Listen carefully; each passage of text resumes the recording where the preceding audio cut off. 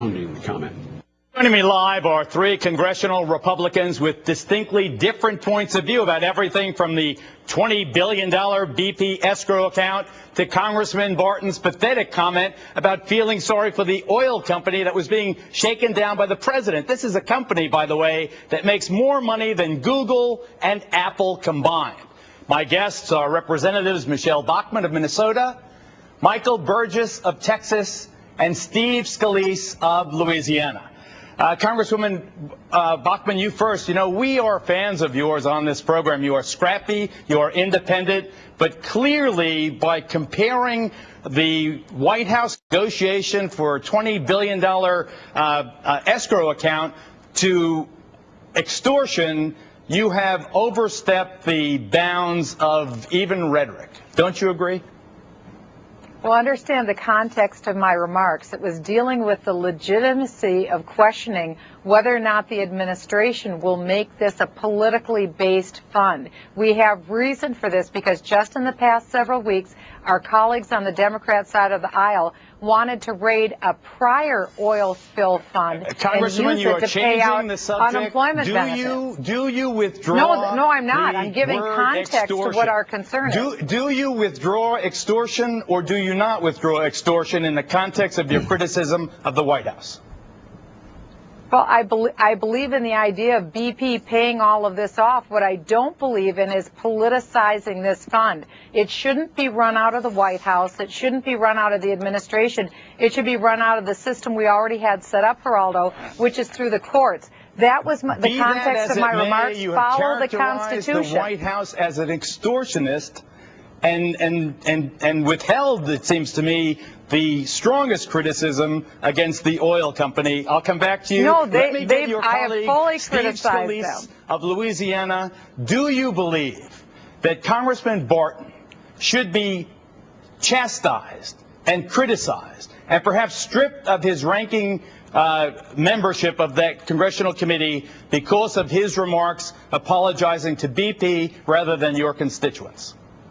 Well, Geraldo, and I disagreed with his comments, but let me tell you something. When we had that hearing on Thursday with Tony Hayward, I had a lot of issues with Tony Hayward and the operations of both BP and the federal government. Just yesterday alone, we were fighting an issue where our governor had these skimmers, and in fact, they were big barges that were sidelined. They were shut down by the federal government with absolutely no explanation. It took us about 24 hours to finally fight through the red tape, and they sent them back out with no explanation.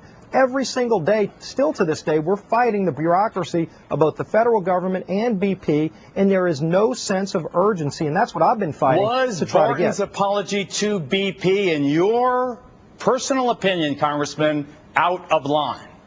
Well, I didn't agree with it. In fact, Congressman Barton apologized. He apologized to me, but I mean, that's something separate. If you want to talk about what we're fighting right now, our biggest problem is the fact that we don't have a sense of urgency. So Congressman Barton oil. stays ranking member and this whole flap goes away. Well, you know, unfortunately, the real problems haven't gone away on the ground. What I want to do is get a real chain of command. The president continues to push off his responsibility.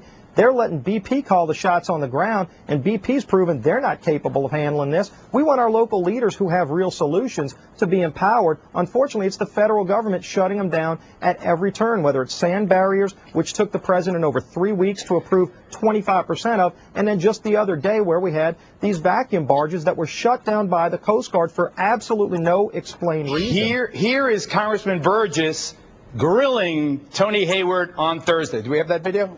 Please run. No? Okay, I'll be. But Congressman Burgess really nailed Tony Hayward. Congressman, as you sit there today, are you worried that Tony Hayward is now sailing, and he says he is not now involved in the drilling, nor has he been personally involved in the drilling of the more than 100 new wells BP has put in under his command? Tony Hayward, in refusing to answer even the simplest of questions, I think if we'd asked him where he was that day, he would have said it was he. He answered it was Thursday. He did answer that one. Great.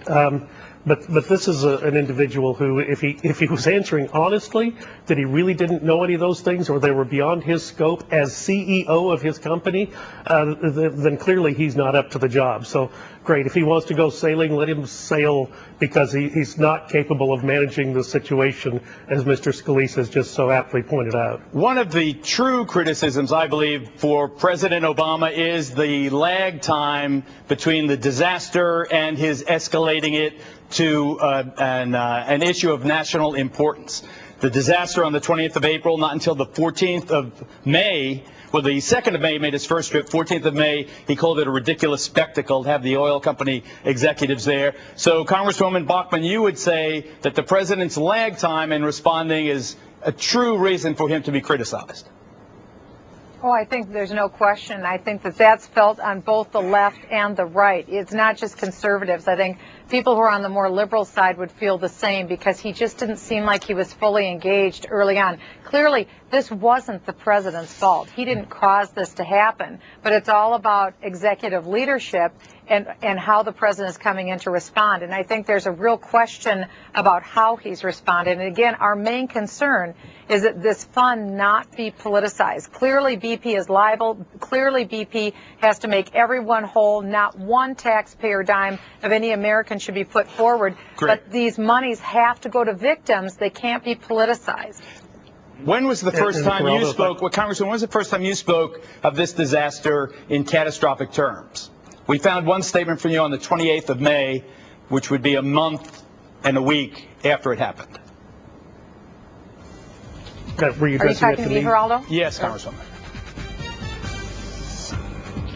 I'm sorry. Well, we had hearings early in May where clearly the scope and the size of this catastrophe was evident. Now, the first perhaps week or 10 days after the accident occurred, the information was so slow in coming out that, it was difficult to get our arms around it. We were all late, including the news media, including this reporter, including all of us, and I think that we all now have to reassess, but maybe it was because BP was lying and withholding information to everybody.